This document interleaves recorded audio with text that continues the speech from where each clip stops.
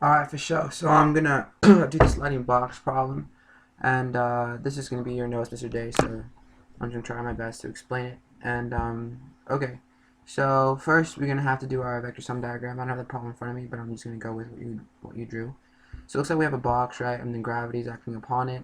The surface pushing up, tension from the rope being pulled, and friction, right? And I guess we're trying to find it when it's not moving because the acceleration is 0. So if it has no acceleration, it's not moving. Okay, so I'm guessing that this is given. So you just need to do newtons over kilogram is equal to whatever is given over kilograms cross cancel, and you get meters per second squared.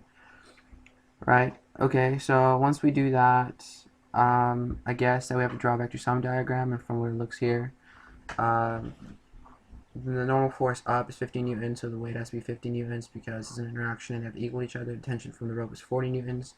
And I guess that we need to find, we know that the friction of it pulling back is 20 newtons, but we need to find if it's moving or if it's not moving.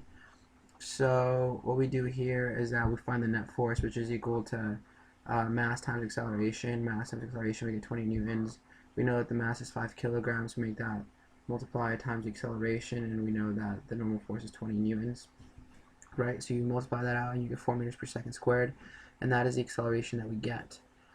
Uh, that's what it looks like, right? And then 5 kilograms times 10 newtons over a kilogram is equal to 50 newtons. Oh, that's just to find the weight of the object. So I got ahead of myself. I'm sorry. Um, okay, so you find the weight of the object first. Damn. Okay. Where's this stupid thingy? Ugh, the freak. Okay, so first you find the weight of the object, 5 kilograms times 10 newtons per kilogram squared. You just cancel out the kilograms. 5 times 10, 50. You get that 50. Right, and then what we have to do now is that we have to find. Okay, so now we know that this is the frictions. I remember that this M was about friction. It's either static or kinetic. We just need to find which one it is, if it's moving or if it's not moving. And we know that it's 0.6 newtons divided by 1 newton, and it seems to be static, so it's not sliding. Okay, so after this, we just plug it into the friction equation, which is the friction times the mass, or no, the weight, I'm sorry, and that'll give you the force, which is 30 newtons. I see. Okay, and then once we have that 30 newtons, I think, I'm not sure what this was. Let me just see if I can do force equals mass, dun dun, force equals mx to n. I think you just drew a force and or a friction and normal force graph, and you saw that it was linear, that it was a linear correlation. So that's what this is. Yeah, I think so. So we have sliding friction. So we do mk times n. N is the normal force, I believe. Fk friction kinetic. Zero point 0.4 times 50 newtons. I think that this was just given in the problem times the 50 newtons, which was the weight, and Fk equals 20 newtons. So we realized, I'm sorry to say, that we realized that it was kinetic, not static. So all this is pretty much wrong.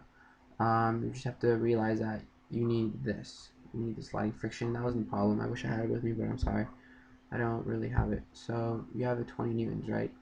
And once we have all of this, we can make an acceleration time graph from it, right? And we have the acceleration, 40 meters per second squared, and then you have the time, so you can just cancel that out, and then you'll get the um, the velocity, right? 4 meters per second, that's velocity, yeah.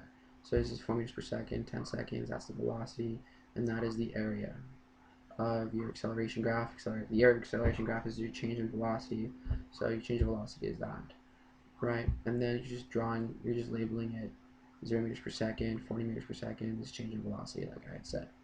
Okay, so what do we do down here? So I guess from the change of acceleration, once you have your velocity, you can find your change in position. So what we do here is you just you know that the object is not moving, and then there's a change of velocity, so it's 0 meters per second plus 40 meters per second. Then your change of velocity is 40 meters per second. That's kind of redundant, but whatever's. And then you just draw your velocity graph, velocity times linear, like it is most velocity time graphs, and your change in position is the area inside of it. So you just put your time, you just put in your what you know. So you know that the velocity is 40 meters per second. Change velocity 40 per second. So you put it there. You need to find you know the time. Apparently the time is 10 seconds. Was given in the problem. So 40 times 10, it's what's 40 times 10? 400. And then because it's a triangle, it's not a square, so it's not just length times width. It's 1/2 length times width. You divide by 2, and your change in position is 200 meters. And I think that's it. So yeah, that was that problem, and hopefully you guys understood my madness. Alright, for sure. Thanks. Have a nice day.